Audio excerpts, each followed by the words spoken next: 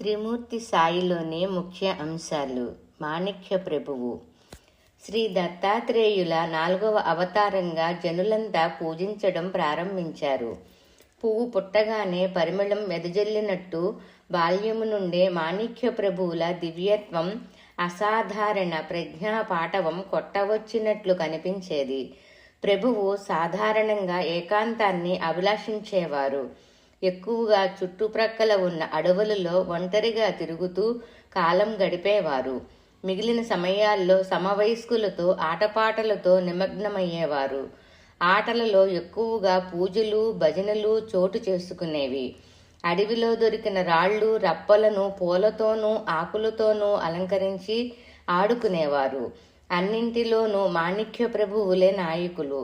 అందరినీ తన చుట్టూ అసమాన ఆకర్షణతో తిప్పుకుంటూ ఎన్నో రకాలుగా ప్రభావితం చేసేవారు. ప్రభువు పాఠశాలకు వెళ్ళేవారు కాదు.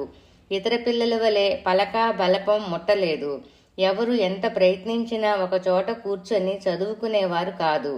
కానీ సర్వశాస్త్రాలు కరతలామలకమయ్యేవి. జ్ఞానం మూర్తిభవించి ఉండేవారు. ఉన్నట్టుండి అందరి మధ్య నుండి మాయమయ్యి ఎంత వెతికినా కనబడేవారు కాదు. భయంకరమైన అరణ్యాలలో ఒంటరిగా నిర్భయంగా తిరుగుతూ ఉండేవారు. పలు రకాల పశుపక్షులతో ఆడుతూ పాడుతూ కాలం గడిపేవారు. లేకపోతే గంటల కొలది ఒకే చోట కూర్చొని ధ్యానంలో ఉండిపోయేవారు. ఎన్నో రోజులు చీకటి గుహల్లో ఏకాంతవాసం చేసేవారు. ఎవరికీ తెలియకుండా చిక్కకుండా ఉండిపోయేవారు.